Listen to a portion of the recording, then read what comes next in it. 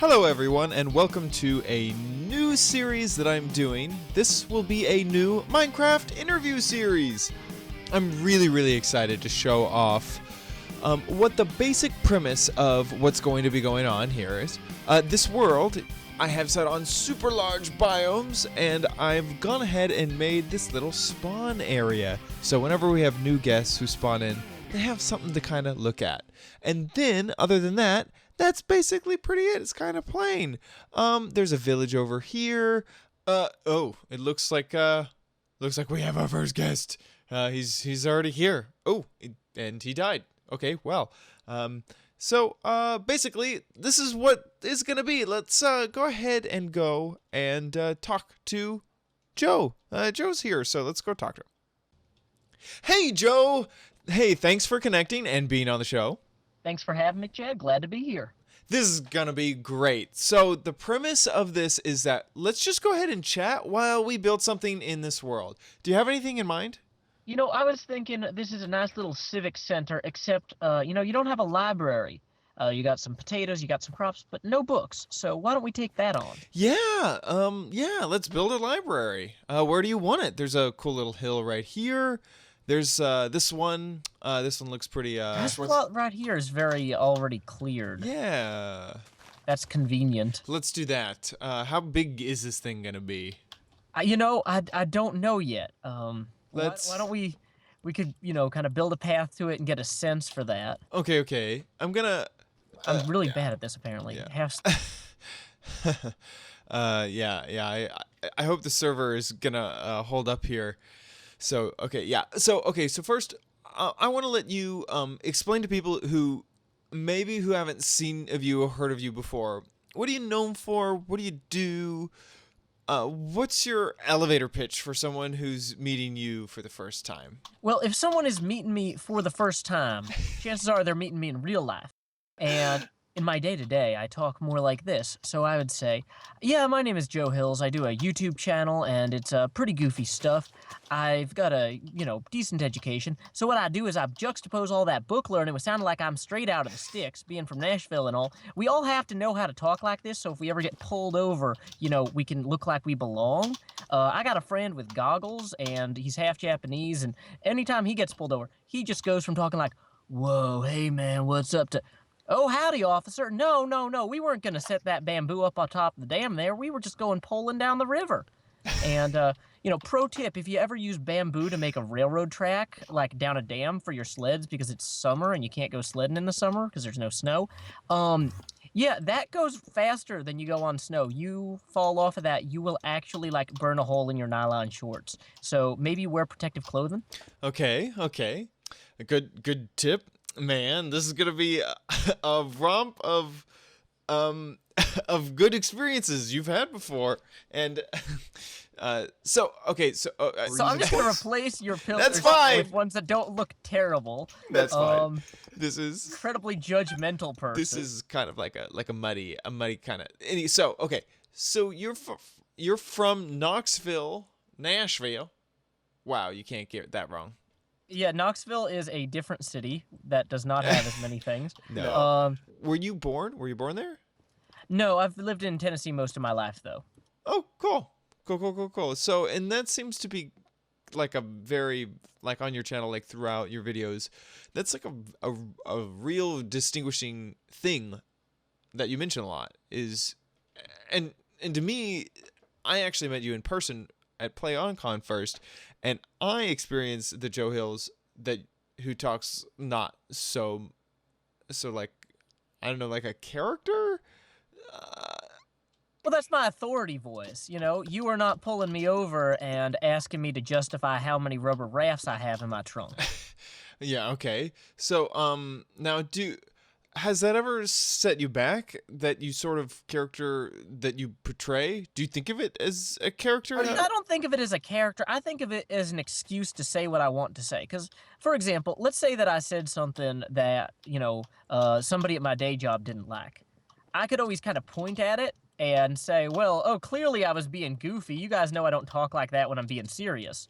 Right. And so it's kind of a license to be more honest because of that kind of goofy shield. Yeah, I mean, That's a really interesting way to think of it, is that it really makes you, it allows you to be who you really are, without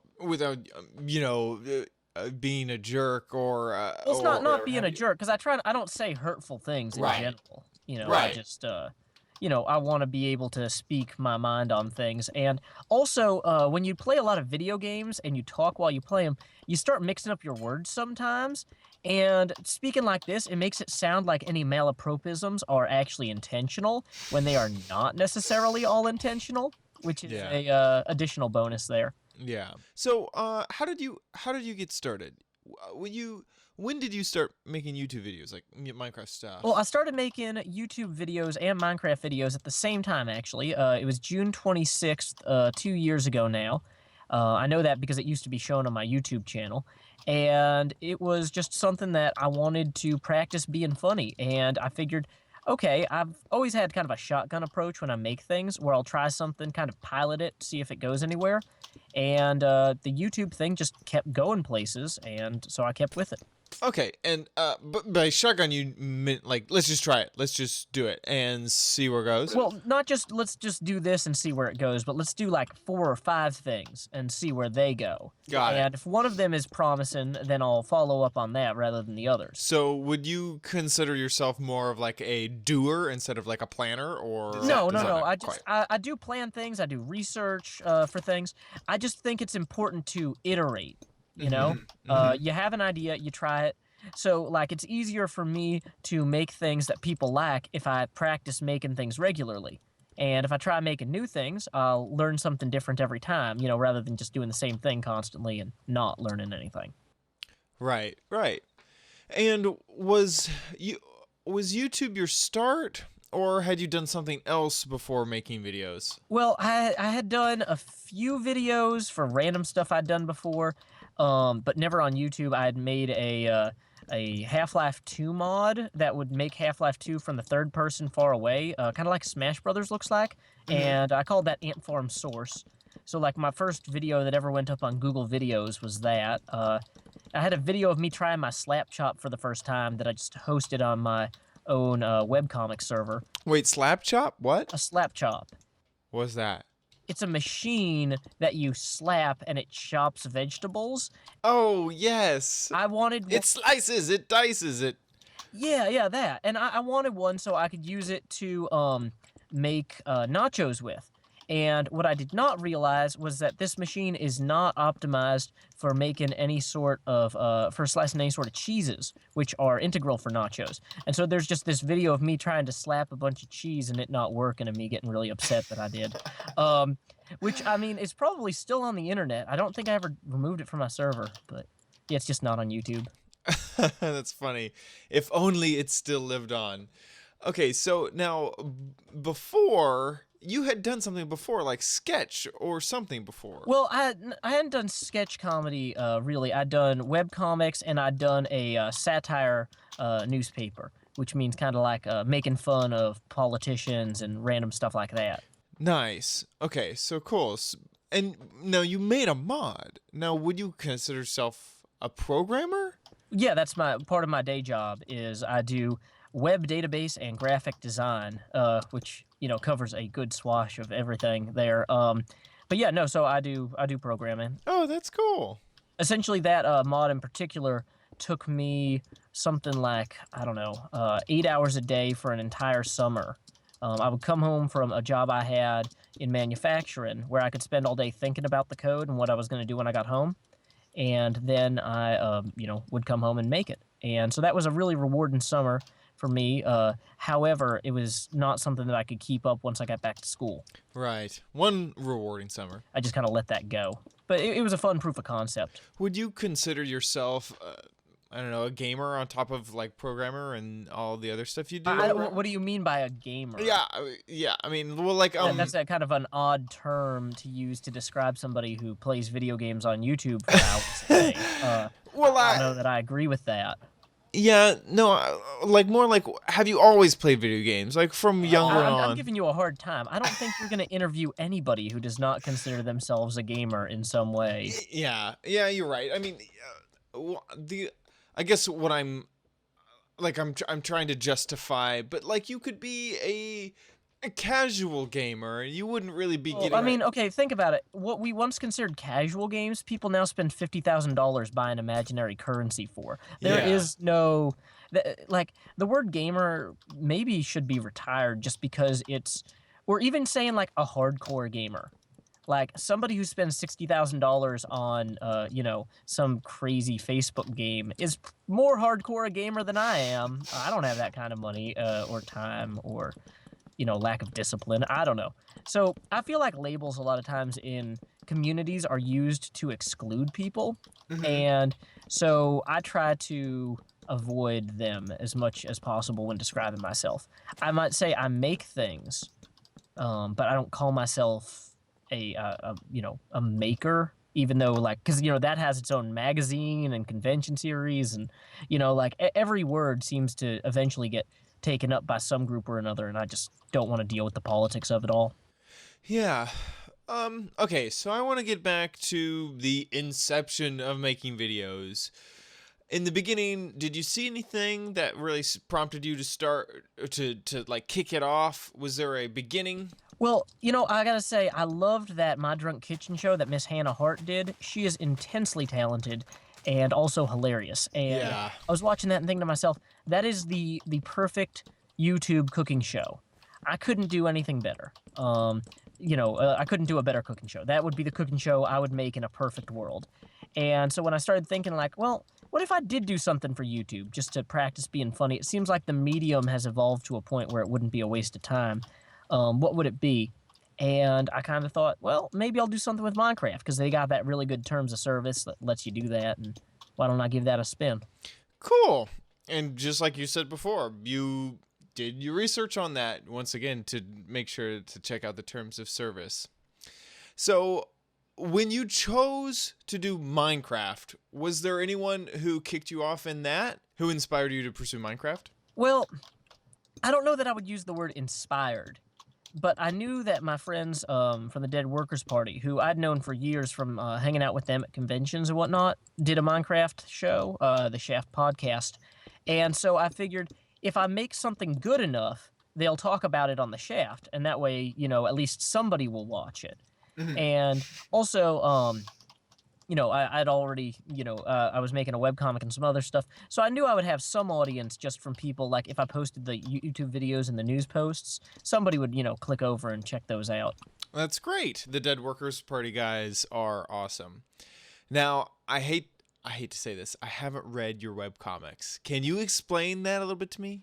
Okay, so the comics that I've been working on are essentially set in a goofy fantasy setting. So you know how like in a lot of like serious fantasy settings, they've got all these cities that have a lot of like L's and F's and Q's in their names and whatnot. And everything is, oh, we have to traverse the mountains of sorrow to reach the blah. It's very Yeah, like costume on to make the Lefferquin so you can do the duty. yeah, it's a little much. And so ours is a kind of a lighter, goofier fantasy setting. Like the main city is Detroit, and then they eventually pass through Cleveland and Birmingham. That's definitely lighter. Detroit, so, not nearly as depressing as... No. No one associates Detroit with depression. No. But we essentially though we just kind of decided like, okay, let's just use fantasy names from U.S. cities. Let's make the characters mostly people who aren't really adventurers, but aren't really like they're just kind of things are just kind of happening to them. Yeah. So it kind of just is more laid back and casual. It's not like, oh, I can't wait for this to happen. Because how in some stories, especially webcomics is a medium where pages take forever to make. And so if you're like, oh, I can't wait for them to get to this place they've been traveling to for 6 months of updates, that's terrible. So just always having them be somewhere funny where something funny is happening. And then eventually they're going to go somewhere else, but you don't really care where because it's going to be funny too. Right. That was just kind of the tone we were going for. Now, do you still have elves and stuff like that, or is it all modern? Well, we actually do have some fantasy species in there. Like for example, penguins are one of them, and penguins are one of the things that's interesting about their species is that the penguin god hates learning names. So whenever one of them dies, he just reincarnates them. Right, right, because it's just easier. I originally thought that he would just name like all of them the same name. Have you ever watched Adventure Time? No, I have not actually. So I don't have time to consume anything now that I make YouTube videos. Oh my God, yeah, I know. Wow, do I completely understand your plight of making videos for podcast networks. I never watch a single podcast anymore. And in Adventure Time, what happens is the Ice King has all these penguins that he just decides to name every single one of them Gunter. Ah, gotcha. Yeah, so he doesn't have to remember any of the penguins' names. Okay, so how did you get into the webcomic thing? Did that just happen to start? One of my friends had been doing it since high school, and he lost his background artist. And I just happened to be having a whole bunch more free time than I had until recently, and so he asked me to get involved. So I just jumped on board. Nice. And are you the author? Or sorry, are you the artist, or do you help write and script? We would co-author the script, and then he would draw the foreground characters, and I would draw the backgrounds, as well as doing all the like ballooning and text layout and things like that. Cool. Okay, so moving back towards YouTube, Hen Heart started you off, but is there anything that inspires you now watching YouTube? Inspires me in the present, definitely the Jeff and Casey show. Which is made by two game industry insiders. Have you ever heard of Rad Game Tools? No. They create libraries, code libraries that do things like handle 3D handle like 3D objects, or handle sound rendering or video encoding and stuff like that. And so their code is in like probably tens of thousands of games, but they don't actually, make games themselves directly. Okay. And they are both hilarious guys who know a bunch of people in the industry. And they also are so successful at what they do that they can say whatever they want about anything, both in video gaming and outside of it. Nice. And so, they'll have hilarious stuff about how movies could be better, but also then a bunch of stuff about like, oh, hey, I was watching the Xbox debut, and you know that this guy was doing this because of that guy over there. And so they're not journalists, but they just know everybody and know a lot of things. And they're also hilarious while they do it. And so I try to be informative as well as comedic when I can be. Sounds like fun. Okay, so how I know you is mostly from the Hermitcraft server. And I'm sure that a lot of people watching also know you from that. What was the beginning of that like? How did you, what's the invitation process like? Where were you when you were making your videos? And basically, what's that whole process like? One thing that helped me is I was never trying to join Hermitcraft or any of those servers, anything big like that, because I didn't have good enough internet to really collaborate with other people well. Oh, wow. So I was always focused on just making single-player stuff, like doing the super hostile maps by Vitches.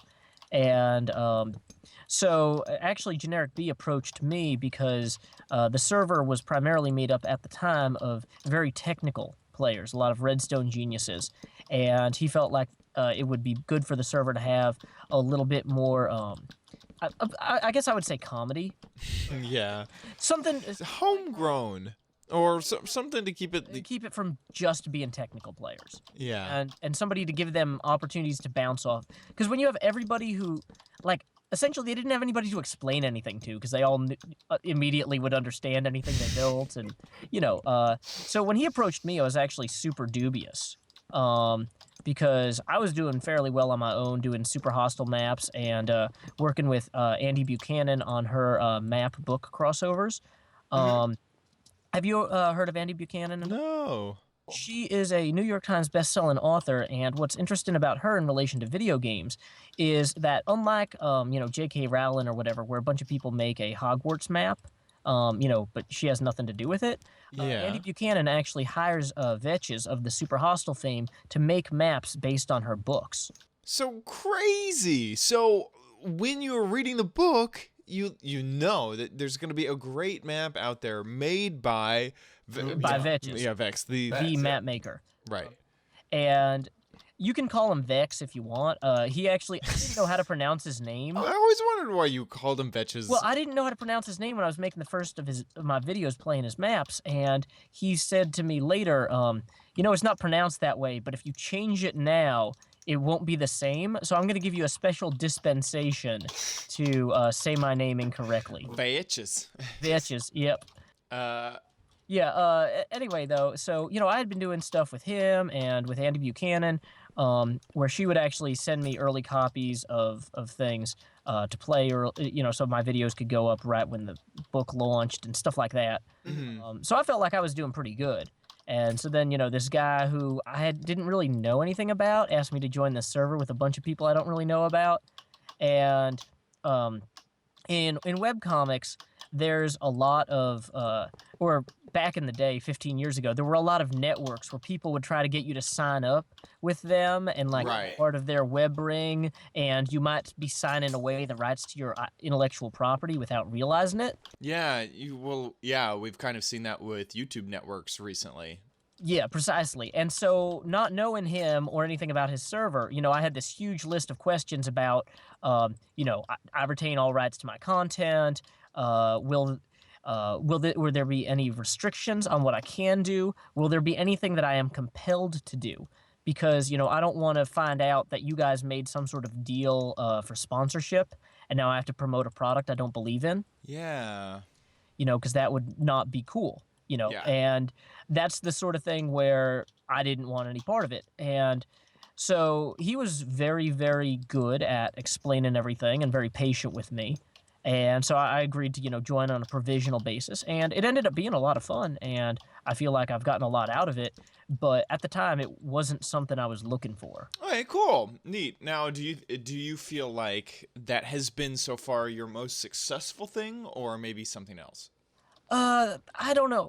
My Super Hostile series is pretty successful. I just haven't been able to do it lately because since we had our baby about 6 months ago, I just don't have the concentration. Yeah, I can understand that. I've been reading up a little bit about sleep deprivation, and the human body, if you don't get enough sleep for months at a time, it really gets bad. And so I'm just not coordinated enough to play the maps and have it be funny. Yeah. And so I've just kind of had to shelve that for the time being. But actually, I think my Feed the Beast stuff might have been my most popular playlist across the board. And the Feed the Beast guys, I don't know if you've met any of those guys at cons or whatever. I met a whole bunch of them at PAX. They are incredibly awesome fellas and really personable and very, very intensely talented.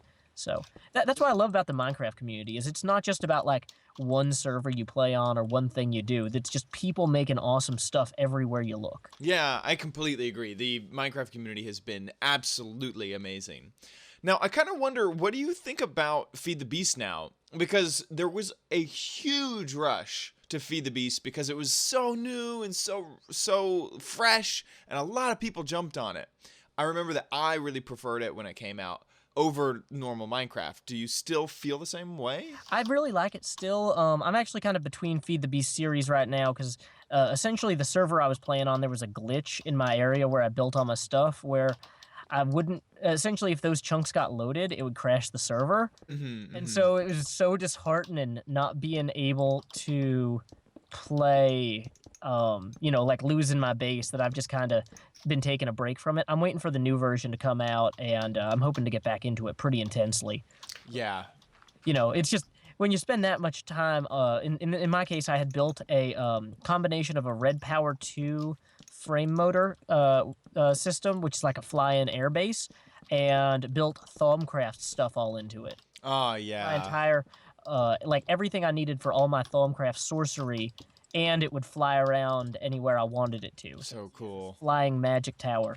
And when that stopped working, I was just like, yeah, I'm gonna come back to that. Yeah, you kind of have to take a break from it. Once once your whole world gets become corrupted, I knew that Thumbscraft on our server was really a culprit of corrupting those files. Now, just from a YouTuber's perspective, Feed the Beast became huge. Like there was like a transition from every single person who just jumped on Feed the Beast, and I assumed that it was just because Minecraft, there wasn't really anything new. It was a few things. It was a confluence of factors. One of them was indeed that Minecraft had not updated for a good while. Absolutely. And so people were getting tired of vanilla. Another huge one was their launcher. Feed the Beast had been around a while, but the launcher is what made it so that anybody could just get things set up. Yeah. When you try to produce video all the time, right? You have a daily deadline, possibly several daily deadlines to get your videos out, right? So anything that messes with your workflow is just scary. You don't want to mess with your workflow. You don't want to spend time trying to get a mod to work. Yeah. It's like, I need to make a video. Or rely on that one mod updating later. Exactly. Yeah. And so all of a sudden, here's this package that you just download, and then the mods work. And so people are like, oh, good, I've been wanting to do modded stuff forever. Now I can. And it's not interrupting my workflow. I'm just getting stuff done. Because that's what people want to do. They want to make fun stuff for other people. They don't want to... Anytime that I'm in dealing with config files and stuff like that, that's time I'm wasting, you know? You all don't get to enjoy that. Yeah. Is there any other series that you like to watch nowadays? What do you mean series? Could you, like you know, The West Wing on the Netflix? Well, you know, that too. I mean, absolutely. But no, more like there's now Cube World and Payday the Heist and a whole bunch of other video game sort of things. Are any of those that you're interested in? Well, I've been doing a lot of Spelunky stuff. That daily challenge on Spelunky, are you familiar with it? Spelunky? No. So Spelunky is a procedurally generated platforming game. And so you know how in a procedurally generated game, the random number generator has a huge play in determining what the levels look like, right? Like in Minecraft. Right. Exactly. And so every day, essentially, the daily challenge is everybody gets one chance to play a specific seed that's selected by their master servers, and you compete to have the highest score. Oh, okay. That's cool. So that's really fun because, like, I can compare my score to, like, Paws and Paws and Milby and other people that I know and see how I stacked up against them. Yeah. And so I've been posting a lot of those videos to the Spelunky subreddit, and there's a bunch of other guys on the subreddit who post their videos too. They're not all big YouTubers. They all have like 16 to 25, subscribers. But it's fun for me because I'm watching them like handle the same puzzles I've handled, but a little bit differently. And that was a big key of what made the Super Hostile maps so fun for people to watch, is just having that shared experience of we're all playing the same map, but we're all playing it different. Yeah, that's really cool. So you've been in the Minecraft scene for quite a while. Is there anything that sort of upset you that you don't like about the Minecraft scene at the moment? I don't know, comments or collab videos or whatever. What was that out of the corner? Collab videos. I mean, why would that upset me? No. Don't understand the question. Why would a collaborative video? No, I was not suggesting that a collab video upsets you, but is there something in the community that you'd like to change? Yes. The number one thing that is wrong with Minecraft on YouTube right now is the networks. They are exploitative. They're getting people to sign away rights to things, and they're not leveraging. Okay, here's the thing: is if the networks were actually applying what they like, they're very greedy, right? You can take that greed and apply it toward positive ends. Okay, so there are these networks that are like, oh yeah, we have 120,000 channels, right? And so, and you should sign with us because we have all this, we have all these channels and we're going to help you out. I was like, okay, great. Well, it's really expensive for me to get health insurance as an individual. As a graphic designer, I could, possibly get health insurance through the Graphic Design Guild, but would you guys be able to get me a better rate? Right. Because you have 120,000 channels. Don't those people need health insurance? And they're like, yeah, we don't negotiate health insurance. We're not going to provide that for you. I'm like, I don't want you to pay for it. It's not like they're my employer. I just want you to get me a discount. Yeah, just like a guild or Well, because, any like, other group of people that. Yeah, like the whole point of that, having that many people should be collective bargaining. And so they should be calling up the Sony people and saying, we've got 120 people that use all sorts of different software. I bet you want them to use Vegas. How about everybody with our network gets a 45% discount on Sony Vegas, right? Yeah. Why? They don't. Yeah, and They won't do that. And you think that's mostly because they're greedy, because they don't No, want I think to, it's no because one's they're asking? incompetent. Incompetence. No, if they were smart, they could make more. If they were just greedy and competent, they would be doing this. They are greedy and incompetent. And also, like, a lot of it's kind of a pyramid scheme type thing where they get people who have these tiny YouTube channels to try and recruit other people because you get a percentage of their thing if they sign up. One of the reasons I haven't signed with any networks is, for one thing, none of them will meet with me in person. For another thing, the people that are authorized to talk with me are not authorized to make any sort of deals. Like, if I'm just like, well, I want to change the terms of this or this part, they're like, well, I can't really do that. I'm only authorized to offer you the contract that has been, pre-approved. It's like, well, if I'm not important enough for you guys to negotiate with me, I'm not going to talk with you. Right. And people keep thinking like, oh, my goal on YouTube is to get with a network eventually. It's like, that should not be your goal. Those people are going to take advantage of you, and they're not really offering that much in return. I don't know. Sorry, that's just kind of one of my pet peeves. No, I mean, that's exactly what I wanted to know. What did you want to change in this industry, or about YouTube in general? So now, do you have a suggestion that you happen to see lots of people doing wrong in YouTube, or that they could do better? What could people do better in Yeah. Yeah, like a tip or a suggestion. If you're watching this and you're a content creator and you're starting out in Minecraft or whatever, is there anything that you could give to them so that they wouldn't make those mistakes again? Well, one thing that I always tell people is that I didn't start by doing Minecraft. I started by doing other things. And YouTube and Minecraft came later for me, and I've been relatively successful with it only because of my earlier experiences. YouTube didn't exist when I started making stuff. And so if it had, and I just started off doing YouTube, I would have failed at that just as badly as I failed at all the other things I was trying to do. Really look at YouTube as an initial foray into creativity, and always keep your eye out for the next thing. Something might not exist yet that you are going to be amazing at because you had 15 subscribers on YouTube now. Yeah. Yeah, that reminds me of God, I forget who it was who I read this or who's being interviewed, and he asked, what makes you a YouTuber? And the fact was, there's someone who uploads to YouTube. And that's something that no one should really strive for, that you shouldn't be labeled as a YouTuber. You are a creator, and you should be adaptable to move around and not just be only on YouTube. Okay, so do you feel like anything in your life ahead of this has really prepared you to do these sorts of creative things? Well, like I said, just doing the comedy stuff with the comics and with the newspaper helped me be funny on YouTube because I already knew how to make jokes. I already knew how to fail, how to iterate. I knew how to do something, taking a risk, and then when it went poorly, to learn from that and make it better next time. And so, a lot of it is just having the right expectations. You have to expect that anything you do when you start, you're going to be terrible at it. And so, the trick is to make sure you're constantly starting to do new and different things and then applying things from your other lessons. So that way you've got this kind of basis in anything that you end up doing. Yeah, you always have to be able to fail to get much better later on. Okay, I want to ask you some silly questions now.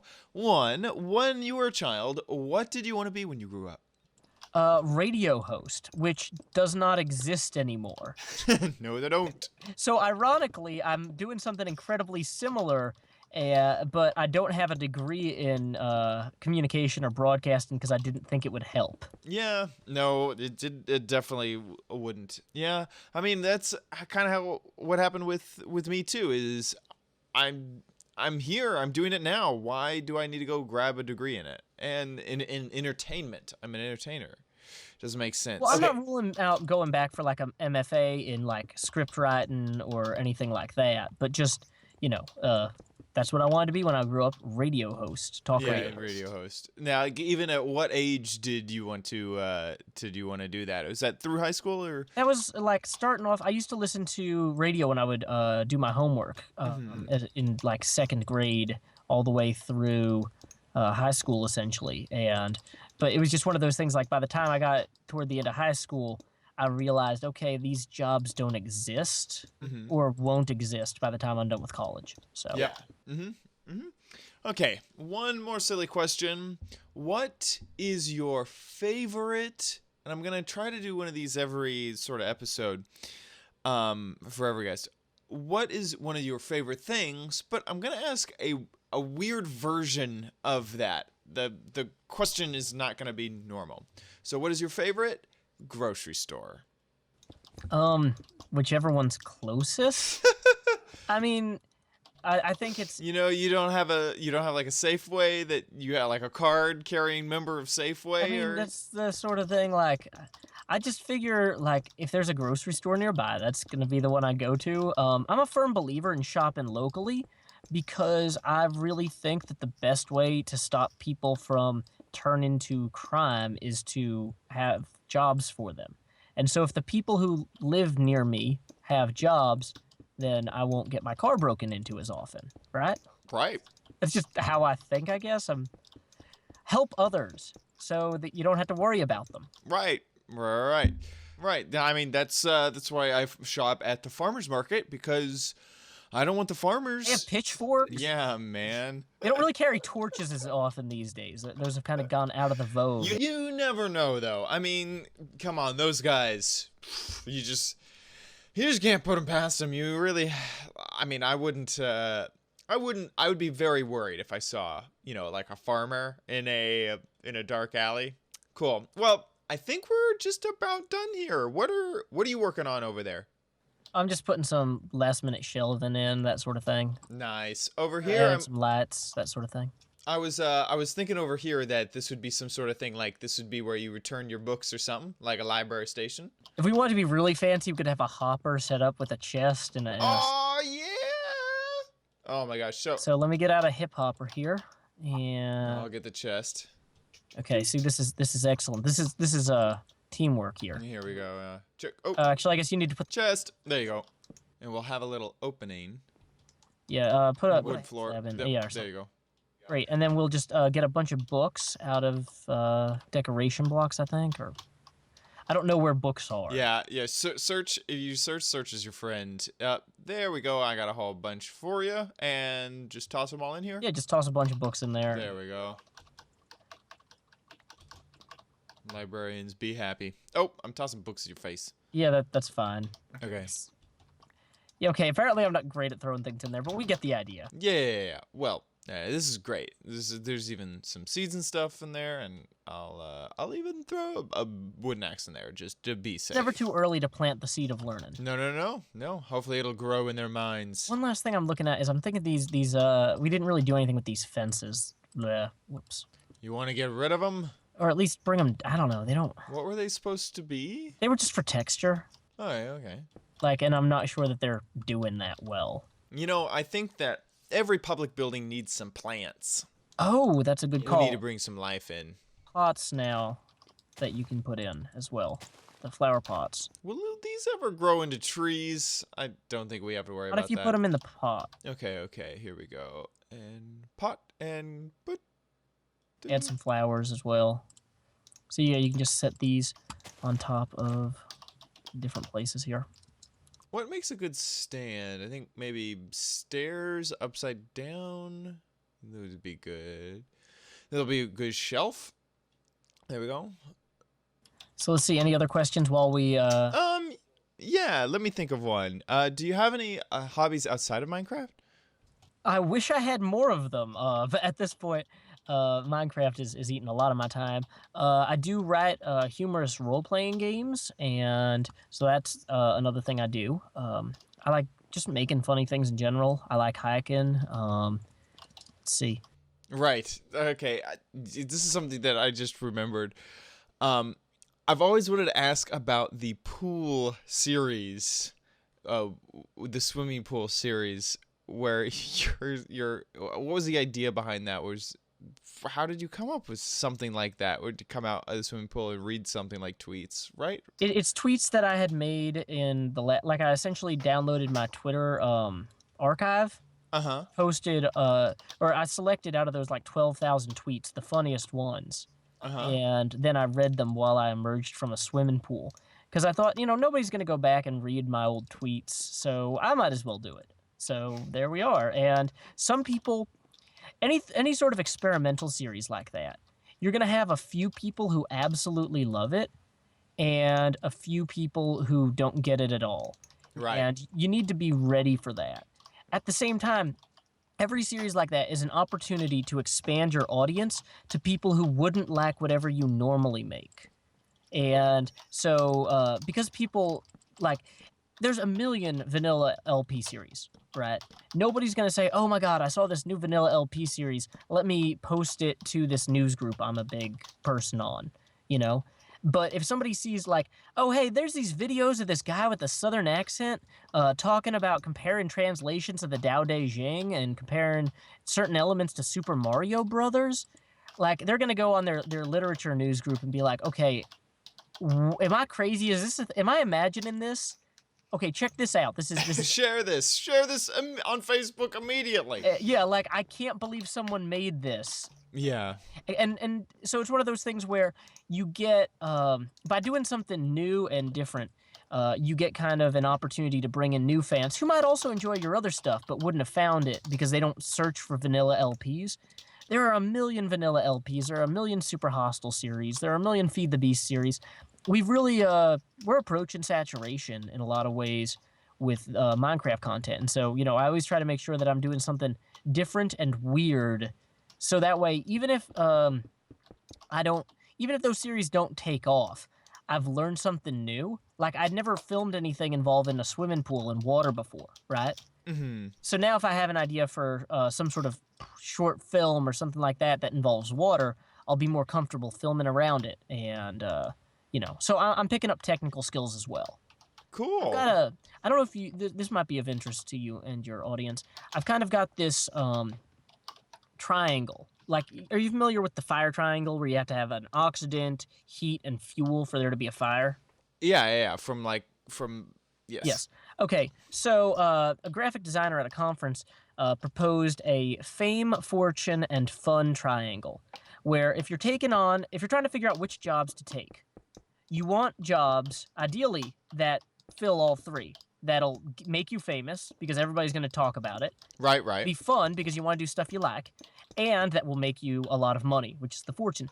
But realistically, a lot of the jobs you're going to take are going to be only two of those things. You should never do something that is only one of them.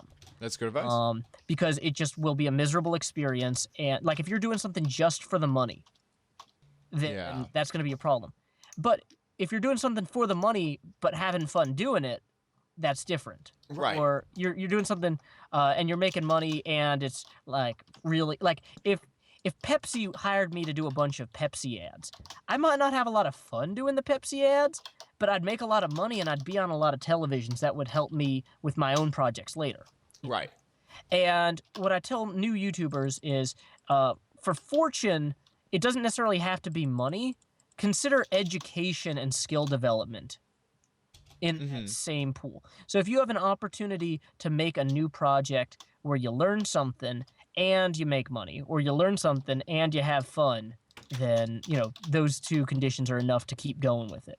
But if you're just hating something, or if a series just doesn't meet those requirements, or two of them, just drop it. It's not going to be anything good for you. Well, that's good. That's great advice. So thank you so much for joining me in our little chat here. I think that the library looks really, really great. And make sure to let people know where they can find you on Twitter, YouTube. Feel free to plug anything. Oh, great. I'm at twitter.com/JoeHills and youtube.com/JoeHillsTSD for Team Snow Day, which is the imprint I print all my goofy comics and role-playing game books under. Cool. So the last thing we have to do, we got to grab your head. We got to take it out of this box. Be careful with my hair. We're going to take your hair and put it on this wall. Boop, boop, boop. And I'm very glad that you're the first head that we put on the wall, because your head is actually a Steve head. Why that skin? Why do you have the @ symbol? Because my internet wasn't very reliable when I started recording, and so initially I just played with the Steve skin, so you couldn't tell if my internet was out or not. I mean, it worked, right? That's great. And people complained when we were playing Race for the Wool. It was like me and Good and Dutroid and Co. and a bunch of other people, and they were like, you need to do something different with your skin, just so we can pick you out easier. So I put a @ symbol on my shirt here, because I used to play a lot of NetHack, and the @ symbol is your avatar there. Perfect. You are here, so.